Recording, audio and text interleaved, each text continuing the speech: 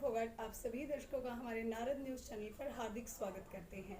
आज दक्षिण दिल्ली नगर निगम की विशेष बैठक में अध्यक्ष स्थायी समिति के श्री राजदत्त गहलोत के द्वारा वर्ष 2020-21 के संशोधित बजट अनुमान तथा वर्ष 2021-22 के बजट अनुमानों पर बजट पेश किया गया है। उसी आधार पर बात करते हैं आज राजदत्त गहलोत सर से। सर, आपका हमारे चैनल पर हार्दिक स्वागत है। देखिए, हर वर्ष इस प्रकार से निगम द्वारा किए गए कार्य, निगम की क्या आगे प्लानिंग है वो, और कितने कार्य पूर्ण किए हैं और कितने कार्य हमारे चल रहे हैं, उसका ब्यौरा, और कितने टैक्सों द्वारा हमारे पास कितना बजट आया, कितना पैसा आया, किस हेड में कितना आया, उसको कहाँ पर खर्च किया, किस प्रकार से किया, उसके हमारे क्या लाभ हुए, आगे हमारी भविष्य की क्या योजनाएं हैं, और जनता के द्वारा दिए गए जो टैक्स हैं उनका सदुपयोग कहाँ कहाँ हुआ है। इस पर एक विस्तार से हम पिछला और नया आने वाले समय का बजट को यहाँ पर हाउस में प्रस्तुत करते हैं। तो आज हमने उसको दक्षिणी दिल्ली नगर निगम में प्रस्तुत किया, और उसमें खास बातें कुछ ऐसी हैं जिस प्रकार से हमारे इंडस्ट्रियल एरिया हैं, अप्रूव्ड इंडस्ट्रियल एरिया हैं, उनमें फर्स्ट फ्लोर पे, ग्राउंड फ्लोर पे ही, फर्स्ट फ्लोर नहीं ग्राउंड फ्लोर पे ही इजाज़त थी इंडस्ट्रियल काम करने के लिए। तो अब हमने उसको 3 फ्लोर तक, जितना FAR है पूरे FAR पे ही हम लाइसेंस देंगे और सभी को उनको काम करने की इजाज़त देंगे। सर, आपके बजट में जो अगर हम बात करें कि मुख्य वर्ग की बात करें कि सबसे ज़्यादा फायदा दक्षिण दिल्ली के लोगों में किसको होने वाला है? देखिए, ये एक विशेष किसी को होने वाला नहीं है, ये पूरी दिल्ली की जनता के सोची जाती है, उसमें कोई किसी विशेष वर्ग की बात नहीं होती। जहाँ तक कई बार क्या है कि किसी वर्ग को अगर उसका किसी वजह से पिछड़ापन इस बजट में रह गया है तो उसको विशेष सहायता या विशेष पैकेज या विशेष उसके लिए अनुबंध ये करके और उसको सहायता दी जाती है। लेकिन अब तो पूरा वर्ष कोरोना में निकला है, इसलिए जिस प्रकार से कोरोना काल के दौरान हमारे कोरोना योद्धाओं ने काम किया है, उसमें लेकर के हमारे सफाई सैनिक से, मतलब कर्मचारी से लेकर अधिकारी तक बहादुरी से काम किया है। तो उनकी फैसिलिटी के लिए इस प्रकार से भाई उनको हम कैशलेस सुविधा देना चाहते हैं कि भाई कोई बीमार हो जाए, चाहे वो अनुबंधित है या परमानेंट है। इस पर अधिकारियों के पास आई कार्ड है, उसकी जरा क्वालिटी विदेशों में देखें तो बड़ी अच्छी है।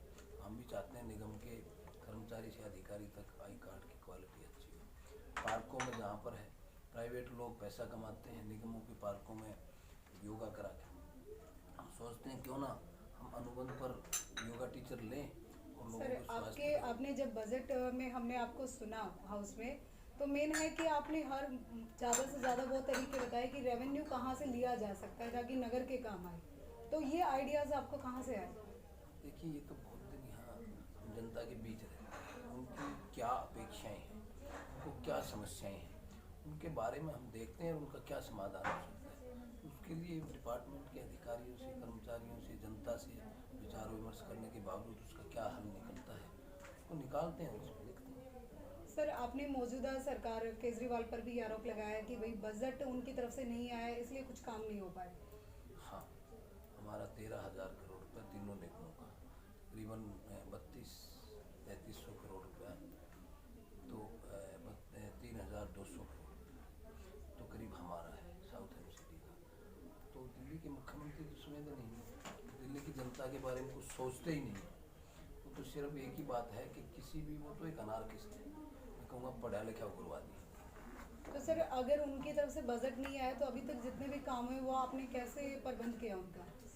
देखिए, कुछ तो लाइबिलिटीज़ हैं, जैसे हमारे ठेकेदार लोग हैं उनकी लाइबिलिटी खड़ी है, और कुछ इस प्रकार से हमारे पास दूसरे फंडों में पैसा था, वो संसाधन थे, एडवर्टाइजमेंट था, पार्किंग्स थी, या और बहुत सारे टैक्सेस हैं जो जिनको हमने लोगों को एमनेस्टी स्कीमें दे करके कि भाई 15, जैसे अनथराइज कॉलोनी उनका टैक्स नहीं आता था, हमने कहा 15 साल का माफ, 2 साल का दो एनओसी लो, और वो मुख्य धारा में आ रहे हैं, लोग पैसा दे रहे हैं, 2 साल का तो दे रहे हैं। इसी प्रकार से जिन लोगों के ऊपर बहुत सालों से टैक्स बकाया है तो उनके ऊपर पेनल्टी और इंटरेस्ट बहुत ज़्यादा हो रखा था, हमने कहा सब पेनल्टी और इंटरेस्ट माफ, सिर्फ अपना मूलधन दो और आप एनओसी लो। सर इसमें शिक्षा को लेकर भी आपने बात कही है, शिक्षा में कितना बजट लग जाएगा आपको, क्या इम्प्रूवमेंट या कौन सा विकास होगा इससे? देखिए, शिक्षा का एक हर 3 महीने में एक उसकी रिक्वायरमेंट रहती है, तो उस हिसाब से हमारे पास कितना आता है तो उस प्रकार की सुविधाएं हम दिल्ली की जनता के और खास करके गरीब बच्चे जो निगम के स्कूलों में पढ़ते हैं उनका ख्याल रखते हुए इतना ही बजट का इसमें प्रावधान करते हैं। आपने सारी चीज़ें ऑनलाइन करने की जो पहल की है, इससे कह सकते हैं मतलब पूरा का पूरा डिजिटल करना चाह रहे हो आप हर चीज़ को, उससे क्या फ़ायदा होगा? देखिए, ये सोच कहाँ से आई? इस प्रकार से अभी कोरोना आया तो एक उचित दूरी की बात जहाँ तक आई, तो पहले तो हमारा था सिंगल विंडो कि एक ही विंडो पे जाओ सारे काम करो, कोई इधर उधर नहीं भागना, सिंगल विंडो। उससे आगे बढ़ते हुए हम लोगों ने ये किया है कि जिस किसी को अगर बच्चे का बर्थ सर्टिफिकेट या मृत्यु प्रमाण पत्र बनाना है तो वो ऑनलाइन अपने घर से ही उसको ले सकता है, जिससे जो है ना बहुत सारी मैन पावर का भी बचाव होगा, लोगों का समय भी बचेगा, हमारा उसको एक सुविधा मिलेगी इस प्रकार से। तो बहुत सारी चीज़ें ऐसी हैं, जैसे टेंडर होते थे पहले, तो ई टेंडरिंग कर दिया, घर से बैठे ठेकेदार टेंडर करेगा।